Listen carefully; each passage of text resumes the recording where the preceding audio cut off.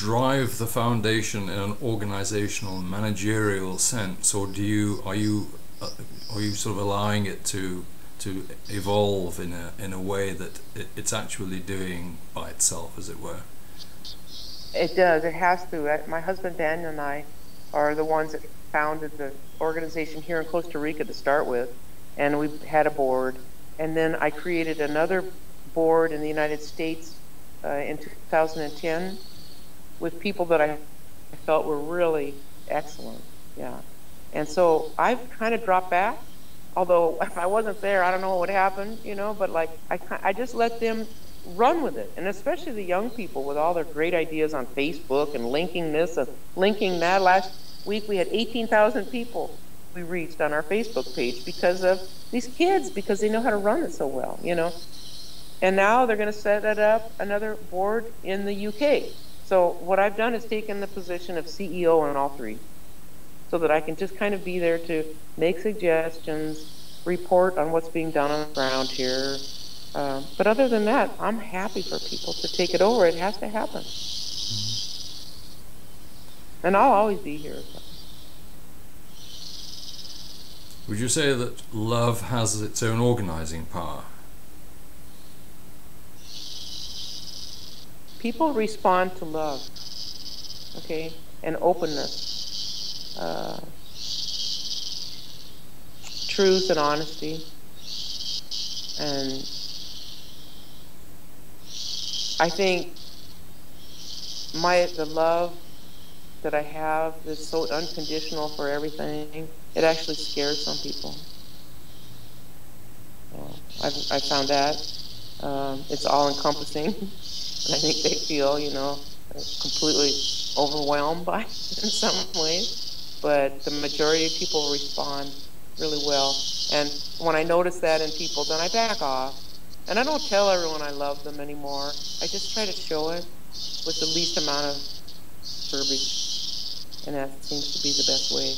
Their spirit absorbs it that way, and it's without the words, their human resistance, you know, doesn't come up. Because, you know, we each have this body that we've chosen to be in now, which isn't us, but it is us because we're using it. So each of us has a causal body or an invisible body, and that is us. That's our personality. And that lives for thousands of years. And it goes from one thing to one body, one vessel, to another vessel, to another vessel, so that we can just keep doing our work. And that's love. That's where the real true love is, isn't it? And every other body that's inside of a physical body feels it, but it's the physical response sometimes that puts up a wall. Do you find that people who work with you really quite spontaneously develop that love in their own hearts, and increasingly unconditional? They do, and that is what's so beautiful, because I know that every single thing that comes to pass in each of our lives, but in my life, is there for me to learn from. And that every what would you say, you know, every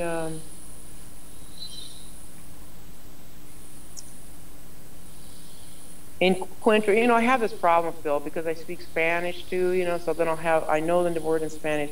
Like when you contact, okay, that I have with others, I'm teaching them as well. And so I watch it happen in people with this love thing, you know, and they really respond, and they become more loving themselves. And they come out, you know, like people who are very shy or quiet, they become a whole different person. It's beautiful to see, you know, and I see them then passing that on to others, you know, and then the other who they pass it on to will pass it to another. And like I say, it goes all the way around the world. If we could just cover the earth with a mantle of love, it'd be so warm. It would. I'm working at it. I can see that.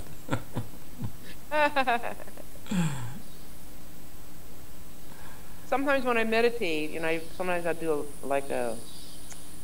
a global meditation, and I'll see like this blue cape come out and go all the way around the world from me, and cape all the world, and then within that cape, between it and the earth, I cover it with love. Lovely. And you can practice that earth meditation by just feeling the earth under your feet and by being aware and passing love to her. Or you can open your crown and receive that beautiful love, beautiful energy that's coming through, and let it just pass through you into the earth. It is so important to me. It's the most important. I mean, I could cry telling you this, you know, but it is the most important part of my work still. It's the love, and it's the least recognized part of the work. I understand. So, thank you so much for giving me the opportunity to talk about this most important part of my work. That's the greatest of pleasures, I can tell you. Thank you very much.